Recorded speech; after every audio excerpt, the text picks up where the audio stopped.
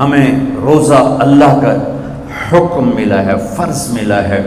جیسے اللہ بہت بڑا، اللہ کا حبیب اس کے بعد بہت بڑا، یہ دونوں مل کے کہہ رہے ہیں روزہ رکھو. اب چھوڑیں گے؟ رمضان آ رہا ہے اور میرے نبی آمد سے پہلے ممبر پر کھڑے ہوتے ہیں اور کہتے ہیں وہ کون آ رہا ہے، ماذا یستقبلکم وماذا تستقبلون. پھر فرماتے ہیں وہ کون آ رہا ہے، ماذا یستقبلکم وماذا تستقبلون. پھر آپ کہتے ہیں وہ کون آ رہا ہے، ماذا یستقبلکم وماذا تستقبلون. 3 دفعہ وہ کون آ رہا ہے، وہ کون آ رہا ہے، وہ کون آ رہا ہے. صحابہ ویکھن لگ گیا آیت ہے کوئی نہیں جی کی فرما رہے ہیں، او آ رہے ہیں، او آ رہے ہیں، او آ رہے ہیں. تو حضرت عمر کھڑے ہو گئے، یا رسول اللہ اوحی نزل، بندہ تو کوئی ہے نہیں تو کیا وحی آئی ہے؟ ہمیں کہا نہیں. تو کیا کوئی دشمن آ رہا ہے جو آپ نے دور سے دیکھ لیا ہے اور ہم اس کی تیاری کریں؟ ہم نے کہا نہیں. تو کہا تو پھر کون آ رہا ہے؟ ہم نے کہا رمضان آ رہا ہے، رمضان آ رہا ہے. فرض 70 فرضوں کے برابر، نفل فرض کے برابر. تراویح کے ہر سجدے پر 1500 نیکی، ہر سجدے پر 1500 نیکی. تراویح کے ہر سجدے پر جنت میں خوبصورت گھر جس کے 60,000 سونے چاندی کے دروازے. تراویح کے ہر سجدے پر جنت میں ایک درخت سونے چاندی کا جس کے نیچے 100 سالہ عربی گھوڑا دوڑ سکتا ہے. یہ میرے رب کا کرم فضل انعام. شیطان قید کر دو، ہو گئے. جنت کے دروازے کھول دو، کھل گئے. جہنم کے بند کر دو، بند ہو گئے. اے مچھلیوں، اے چونٹیوں، اے پرندوں، اے پروانوں، اے سانپ بچھو، تم بھی روزے داروں کے لیے دعا شروع کر دو. کر دی. سمندر کی مچھلیاں، زمین کی چونٹیاں، روزہ رکھنے والوں کے لیے دعا. اور افطاری کے وقت دسترخوان بچھا ہوا ہے، کھانا سامنے ہے، کھا نہیں رہا، ہاتھ اٹھا کے دعا مانگ رہا ہے. میرا اللہ کہتا ہے انہوں کیڑی شے روکی بیٹھی، کھاندا کیوں نہیں، اے پیندا کیوں نہیں؟ دسو نا فرشتے ہو، دسو نا یہ کیوں نہیں کھاندا، یہ کیوں نہیں پیندا؟ کہ مولا تیری خاطر. کہ بس ٹھیک ہے پھر میری تسبیح چھڑ دیو تو میرے روزے داراں دی دعا تے آمین شروع کر دو. حتیٰ کہ اللہ عرش کے فرشتوں سے فرماتا ہے کہ میری تسبیح چھوڑ دو. اور اس وقت جو افطار پر دسترخوان سجے ہوئے ہیں اور لوگ کھانے سامنے رکھ کے بیٹھے ہوئے ہیں کہ اللہ کا امر آئے گا. میرے نبی بھی ایسے ہی فرماتے تھے. میرے نبی نے 9 رمضان دیکھے، 9 رمضان میرے نبی نے دیکھے. ان میں 2 30 کے تھے، 2 رمضان 30 کے اور 7 29 کے. اور آپ بھی کھجور سامنے رکھ کے بیٹھے ہوتے تھے اور ایک آدمی اوپر کھڑا ہوتا تھا اور وہ سورج کو ڈوبتا دیکھ رہا ہوتا تھا. جو ہی سورج ڈوبتا وہ کہتا یا رسول اللہ غربت ڈوبا. آپ فوراً کھجور منہ میں رکھتے تھے. آپ سحری بالکل آخر میں کرتے تھے اور افطاری فوراً کرتے تھے تاکہ امت پہ بھوک کا ٹائم تھوڑے سے تھوڑا ہو.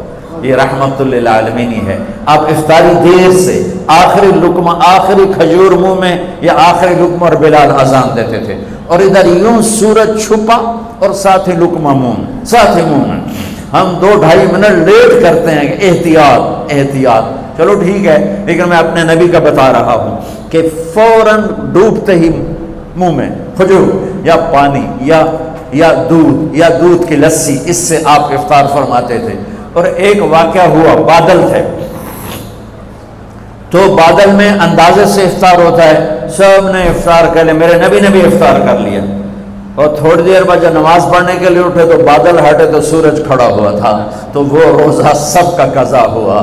پھر رمضان کے بعد سارے مدینے نے، میرے محبوب نے بھی وہ روزہ دوبارہ قضا کیا. تو میرے بھائیوں، اس مہینے میں اللہ نے قرآن کو اتارا، اس میں لیلۃ القدر کو اتارا، اس میں اللہ تعالیٰ نے مسلمانوں کو پہلی دفعہ فتح عطا فرمائی. جنگ کے بدر کی فتح کا تحفہ رمضان میں، مکے کی فتح کا تحفہ رمضان میں. جس سے اللہ بہت بڑا اور اللہ کا حبیب بہت بڑا. پھر اللہ نے اپنے حبیب کو امت بھی اسی کے حساب سے دی. میں تھوڑا فرق بتاؤں موسیٰ علیہ السلام کی امت اور میرے نبی کی امت کی. موسیٰ علیہ السلام کی قوم آگے موسیٰ پیچھے ہارون، اور چلتے چلتے سمندر پہنچے. آگے آ گیا سمندر، پیچھے آ گیا فرعون. قال اصحاب موسیٰ، موسیٰ علیہ السلام کے ساتھی صحابہ اس میں طنز ہے کہ اتنی صحبت اٹھا کے بھی عقل نہ آئی.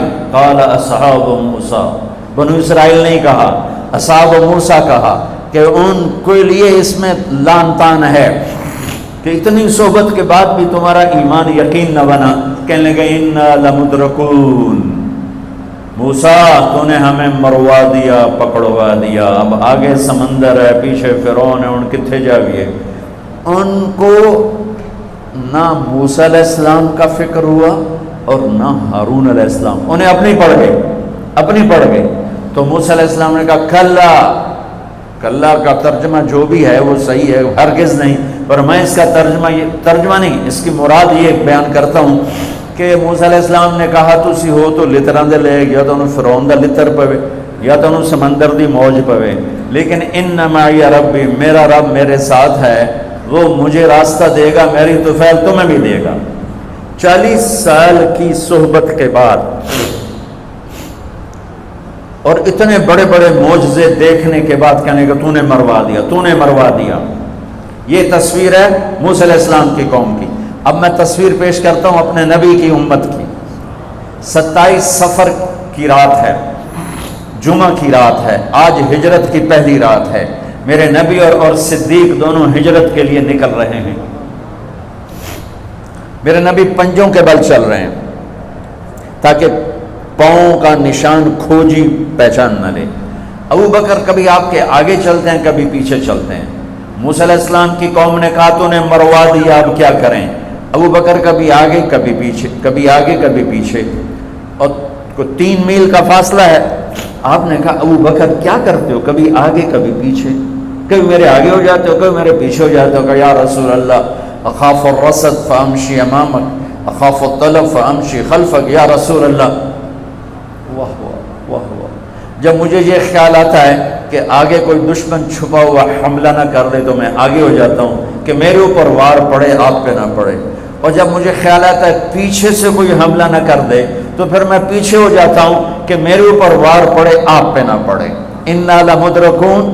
اور یہ صدیق کا عمل مقابلہ کر کے دیکھو. پھر جب غار ثور پہ چڑھنے کا وقت آیا تو آپ کے 4 میل چلنے سے پنجے سارے زخمی ہو گئے، آپ نہیں اوپر چڑھ سکے. ابو بکر نے آپ کو کمر پہ بٹھایا اور پورا پہاڑ اوپر لے کر گیا، پورا پہاڑ. غار کے دروازے پر جا کر آپ کو باہر کھڑا کر دیا. رسول اندر نہیں آئیں گے. آپ اندر گئے، اندھیرا تھا، ٹٹول کے سارے غار کے سوراخ پتھروں سے بند کیے، سوراخ باقی رہ گئے. پگڑی اتاری اور پھاڑ کے سوراخ بند کیے. پھر سوراخ باقی رہ گئے تو کرتا اتارا اور پھاڑ کے سوراخ بند کیے. سارے سوراخ بند کر کے ایک باقی تھا جس میں سانپ تھا، اس پہ اپنی ایڑی ڈال دی. یہ جو سانپ ڈس رہا تھا، اس میں علماء نے ایک بات عجب فرمائی ہے کہ وہ اپنے سانپ ہونے کی فطرت سے نہیں ڈس رہا تھا، وہ احتجاج کر رہا تھا ایڑی ہٹا، میں بھی دربار نبوت کا دیدار کرنا چاہتا ہوں. وہ سانپ اس لیے زور لگا رہا تھا کہ مجھے بھی تو دیکھنے دے صدیق، تو ہمیشہ دیکھتا، آج مجھے دیکھنے دے، آج میرے بھاگ جاگ اٹھے. یہ علماء نے یہ بات لکھی ہے، میں اپنی طرف سے نہیں کہہ رہا ہوں. جب سارے سوراخ بند اور سام والے سوراخ پہ ایڑی، یا رسول اللہ آئیے. آپ اندر آ گئے. اندھیرا گھپ ہے، کچھ پتہ نہیں چلا. تھوڑی سی جب روشنی ہوئی صبح کی تو میرے نبی نے دیکھا صدیق کا نہ پگڑی اور نہ کرتا.